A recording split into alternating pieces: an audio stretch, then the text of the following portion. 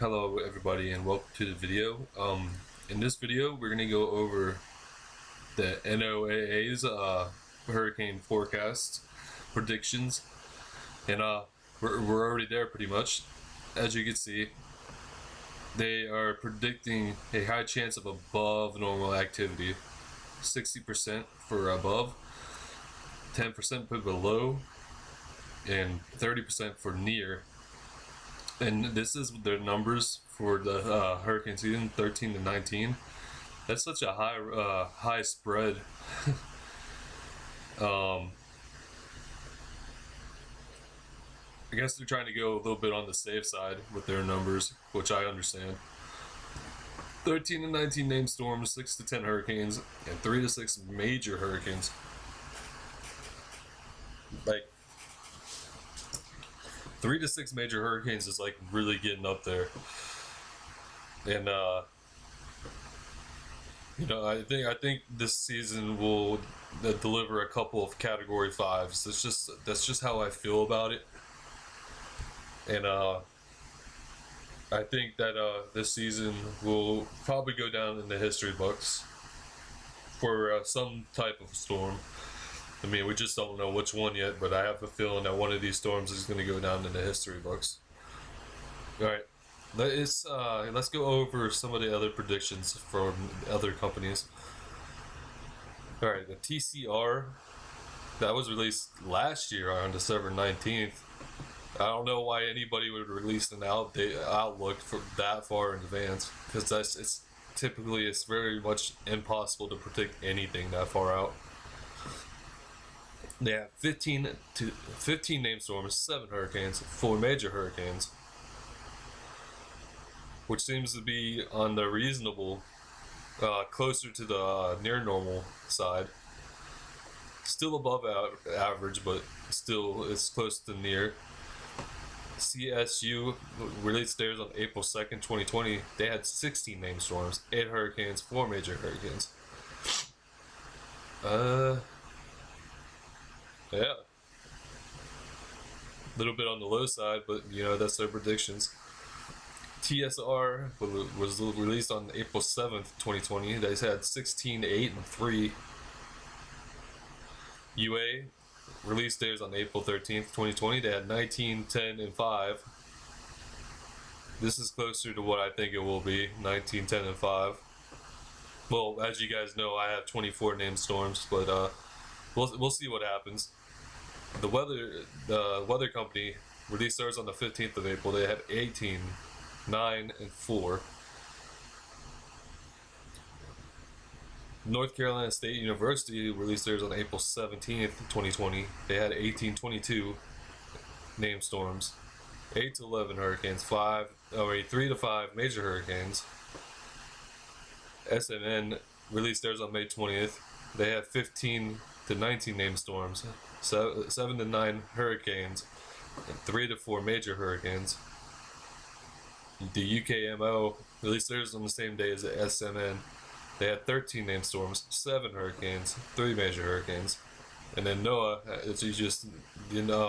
they just released theirs about 10 minutes ago, as of this recording. They had 13 to 19 named storms, 6 to 10 hurricanes, 3 to 6 major hurricanes. So this is pretty much everybody's predictions right here. I'm sure there's a lot that I'm missing, but I think I got the majority of the major ones here. Now the average is between 1981 to 2010, which I'm surprised they haven't changed this by now, since we're in 2020 now. These numbers will definitely be going up. The average is 12.1 named storms. The normal for hurricanes is 6.4, and the normal for major hurricanes is 2.7. And as we know, the record high activity was 28 named storms, which was set in 2005, when we went all the way into 6 letters of the Greek alphabet. Yeah. No, 7, because we only go through 21 letters in the alphabet for our named storms.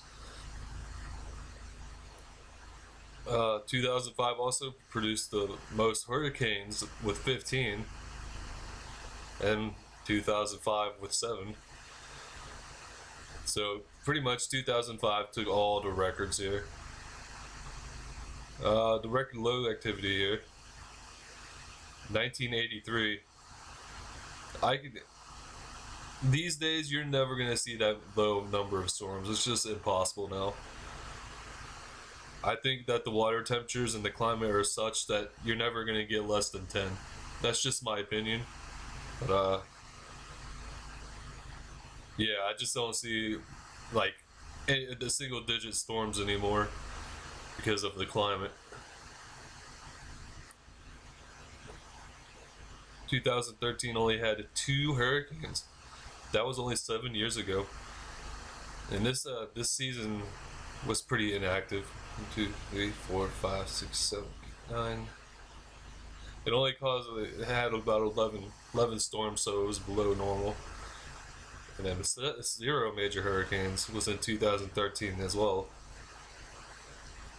So yeah, 2013 I remember being quite quiet in terms of landfalls in the US. As you can see, we only had like one storm that hit the US. Alright, well, those are the predictions. Let's go over see what's happening in the Atlantic for the next couple of days. As you can see, this is the 6C run. You can see like a low right here. We can see a high developing out over the Atlantic. That is going to bring drier conditions to some of the areas here. And then we're gonna finally say goodbye to this low that's gonna be sitting here. As summertime temperatures are gonna start kicking in this area. So let's go out in time.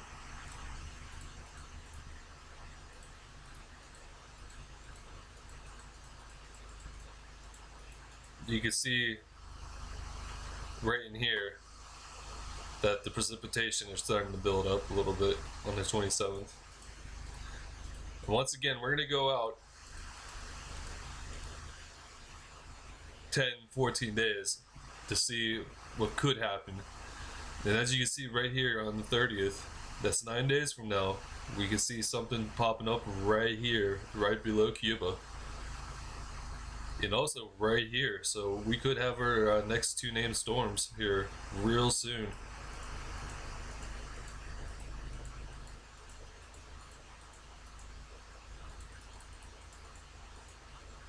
Look at all these low pressures popping up everywhere. We got 1008 down here, we got 1010 over here, 1002 right here, 1006 right here. This is crazy to see this many lows this close together. And then we got another low popping up right here, and then one out here, and then another one coming off of Africa. So we're already gonna start being busy with tropical waves and low pressure systems in the waters. So well, we're just gonna have to see which one of these forms, but it looks like this one is gonna form. This is 995. This, like I said, this is a what if could happen scenario. So please take this all with a grain of salt, please. But it looks like the next couple of weeks is gonna be quite busy in terms of keeping track of low pressure systems in the waters. Now, I'm not necessarily saying it's going to be tropical storms, but there are going to be low pressures to keep watch of in the waters of the Atlantic. So that's just something to keep in mind going into the future. If these still stay here going in to the next couple of days, you know, about a week out. So yeah, that's about it with that. Let's take a look at the visible satellite. And as you can see, this low is just persistent over the Tennessee, Kentucky, and Ohio valleys. It's not wanting to go anywhere, and that's why people are getting flooded out. And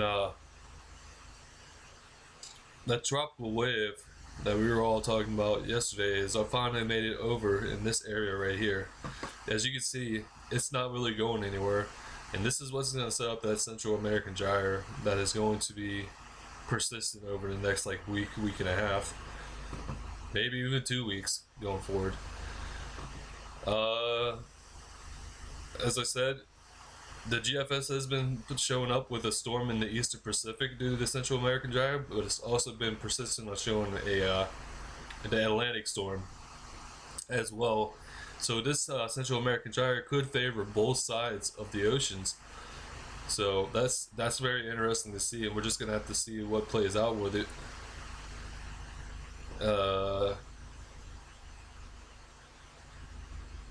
Angel wings.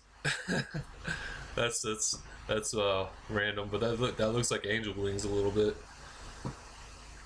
But anyways, Arthur is somewhere down here. I don't know if it still has a circulation anymore or not, but if it does, it's definitely somewhere around in here.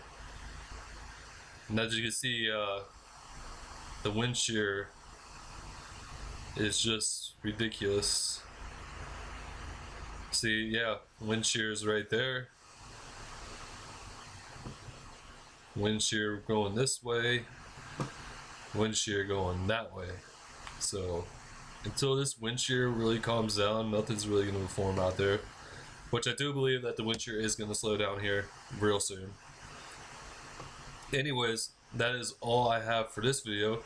Later on this evening, I'm going to have a look at the tropical disturbance in the South Indian Ocean that is going to try to affect Australia later on down the road. Alright, I want to thank you guys for watching, and I'll see you guys in the next one.